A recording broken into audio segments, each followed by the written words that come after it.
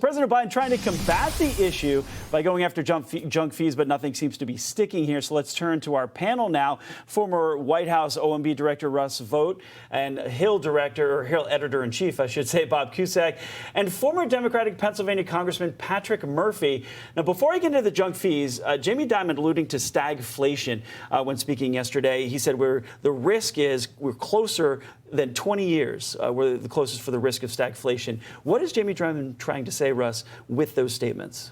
I think what he's saying is inflation continues to be something that is hard to tame. The Fed is going to have to continue their policies on that front, and that's going to have an impact on the economy. The economy has been buttressed by high levels of government spending, which is not long-term in terms of a sustainable economic base. And so if you're looking at it, you're saying, what is it necessary for the economy to keep growing faster than what people are seeing in their grocery stores? And ultimately, what the polls are picking up is the reality that Trump doesn't need to do advertisements when people have to go to the grocery stores. They want Trump prices at the expense of Biden prices. Right. So, Bob, now let's turn to those junk fees. At the beginning of the year, the president unveiled his junk fee plan. It mainly included banks and overdraft fees. Now he's including the fees for, well, that didn't take a splash or make a splash. And now he's including the fees for airlines, maybe automatic get refunds if you deserve it or not.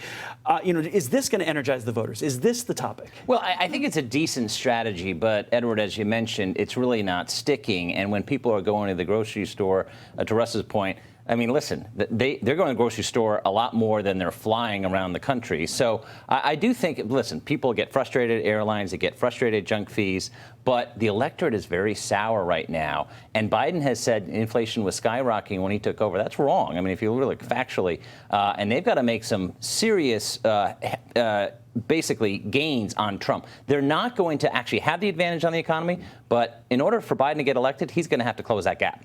Congressman, to you on the timing of this announcement now. So 3 years into President Biden's administration or into his term, why didn't this happen 2 years ago when Southwest was having all those issues? Is this a campaign year ploy? No, listen, I think Secretary Buttigieg, a Navy veteran, has done a phenomenal job at holding them accountable and putting fees out there transparent, which it wasn't the case. But I do think, to your point, I mean, the American people have been through the ringer after COVID. I mean, we lost 1 million Americans. The whole world, shut down. And the fact is that we did go from 9.1% inflation down to now 3%, and we got to do a lot more work. But you can't deny the fact that the stock market is at an all-time high, that there's more jobs open than there are unemployed people in America. So all those things are positive. And as someone who teaches at Wharton Business School, the fact that we created 16 million new small businesses in America in the last 3 years, that is a record, 5.5 million just the past year. But airline fees, so that's where he's spending his time, at least over these several days.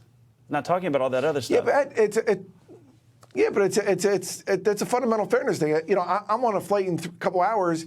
If they cancel my flight, they should give me my money back. They should just give me a voucher. If they lose my luggage and they can't recover in 12 hours, I should have to pay the $35 fee. I mean, that's a fundamental fairness. We have a limited government. It's about time they fight for the people and not for big corporations.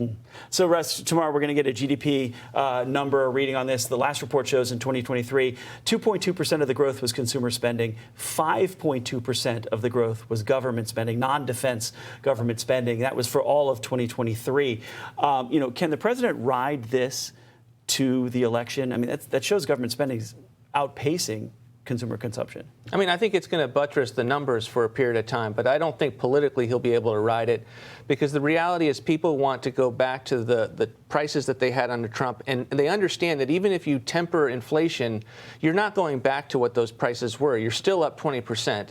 You still have energy policy that's hurting them. They still don't have the ability to get out of their mortgage and go get another house because of the high price of mortgages. So every of the main mechanics that impact a home, those are blinking red, and these other numbers may give them a story to tell, but I don't think it'll be convincing. So under the president's economic policies, Bob, the Agriculture Department data shows that a growing number of families are struggling to put food on the table. That number is 12.8% in 2022. That's the last data, and it's been growing. So all food prices are up under President Biden since the month he came into office, 21%. The president can't message this away.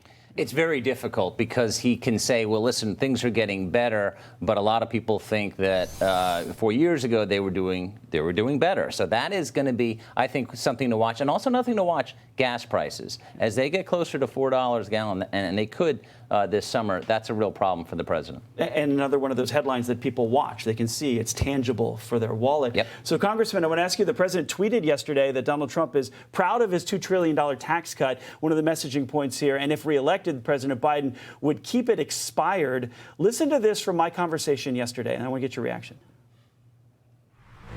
If it sunsets, taxes go up on people making less than $400,000. Absolutely, yeah. So this president has said that's untenable. If reelected, that can't happen. The former president has said that can't happen. So we're going to do something in 2025. The key question is what? So if this sunsets, all taxes go up. Is the president then advocating for tax increases across the board? He's not, but he's trying to fight and grow the middle class. And the frustrating thing from as an American who believes in balanced budgets and the fact that I think it's immoral that we have $34 trillion in debt, $7 trillion that came under the Trump administration. The reality of it is this, is that we need to make sure we balance our budget, and we got to do it in a bipartisan way.